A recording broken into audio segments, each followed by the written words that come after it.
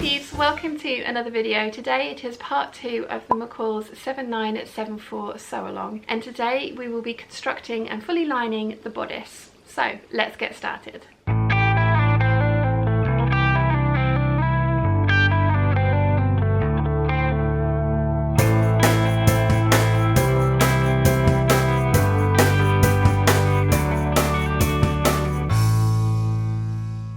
As you know, I'm going to be constructing mine very differently to the way that the instructions would like you to put it together. So the first thing that we're going to need to do is interface our midriff panel, and that's going to be the lining midriff panel. We're also going to need to interface the front of our skirt, but I'm going to do that when I come to work on the skirt. Once we've done that, you want to run gathering stitches along the shoulder and the bottom edge of the front bodice pieces, and this is going to be for the outer and the lining. We're going to construct both at the same time, and whilst we're doing gathering, we're going to be doing the same for the upper bodice back pieces, and again for the outer and the lining. And before you take your pattern piece off of your fabric, you want to make sure that you've snipped in all your notches and transferred it over all your markings. This is the gathering points, so I like to put a pin through that and then peel back the layers and use my friction pen to mark in the gathering points.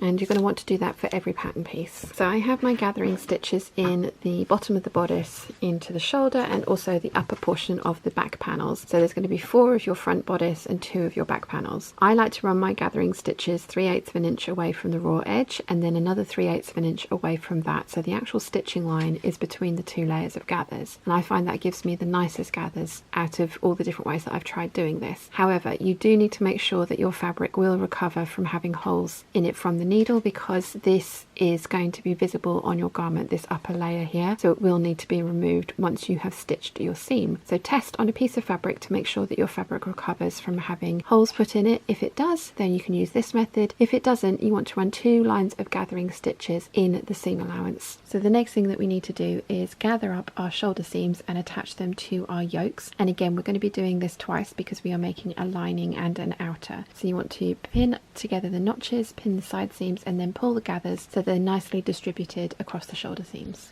I have my bodice shoulders pinned to the yoke, right sides together. I've pulled all the gathers, evenly spaced them out, and I'm going to sew this at 5/8 of an inch. I'm going to do that for the lining and for the outer. Once you've sewn the shoulder seams into place, you then want to remove the gathering stitches. I'm going to wait until I have sewn on the back bottom panel until I go up to the ironing board to press, because I can do as many processes down here as I can before I start having to press things together. The next step is to pin the bodice back to lower edge of the yoke back, adjust the gathers and baste and stitch it in place. I'm not going to worry about basting, I am just going to stitch it in place, but you want to match up your notches, pull the gathering section so that it's all lying nicely, and then you can stitch at 5/8 of an inch.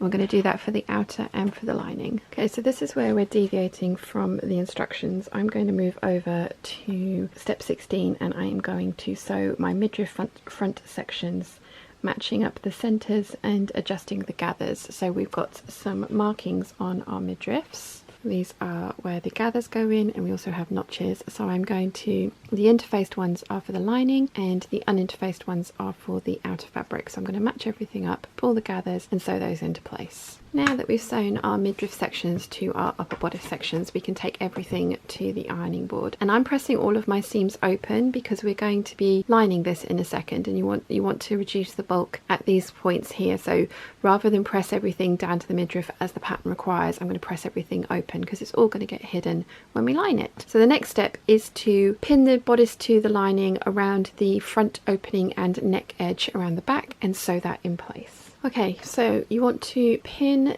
the front edge around the back neckline and down to the other front edge together, right sides together with the lining, and we're going to sew that at 5/8 of an inch. You want to pivot when you get to the midriff panel and maintain the 5/8 of an inch seam allowance. If you have problems with that, what you want to do is just actually draw in your seam allowance around this area so you know where to sew, and your pivot point will be your match point of your seams. So we've got all that done. Now I need to trim this down, and I'm going to then understitch. I don't think I'm going to be able to understitch around this corner, so I'm going to understitch as closely to this as I can. The other thing I want to note as well is I'm not going to understitch the last last inch of this. We are going to need to wrap this around our skirt to make sure that our skirt is enclosed, the edge of our skirt is enclosed around here, and the understitching will get in the way of that. So we're going to want to stop our understitching around about inch and a half away from this raw edge, and I'm going to do that the whole way around. I'm also going to clip into the curves of the neck. So I'm going to do all the clipping first, then I'm going to understitch, then I'm going to press. So once you have understitched and pressed, everything should be looking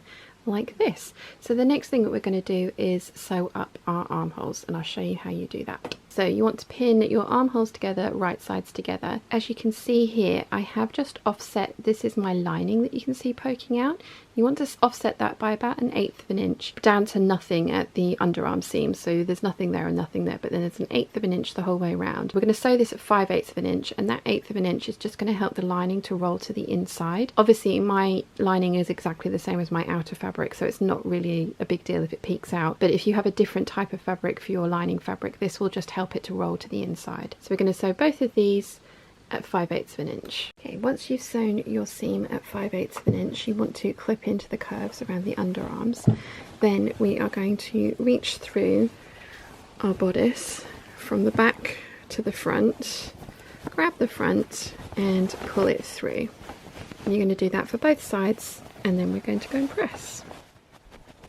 So once you've pressed it, you should end up with something that looks like this, and you can just about see here that we've got the outer fabric peeking through to the lining, which is what you want. So the next thing that we're going to do is sew our seams, under our side seams together. So you want to take your 2 underarm points and you're going to match those up. Nest the underarm seams together, so we're going to have 1 seam allowance going one way, 1 seam allowance going the other way, and then we want to pin from waistline to waistline, and then you're going to sew that at 5/8 of an inch. So once we've pressed the side seams of our bodice open, we can put that aside and start working on the skirt. As ever, if you have any questions at all, please let me know in the comment section down below and I will do my best to answer them. I hope you've enjoyed today's video. If you have, please give it a thumbs up. If you haven't yet, please subscribe, and I will see you again very soon.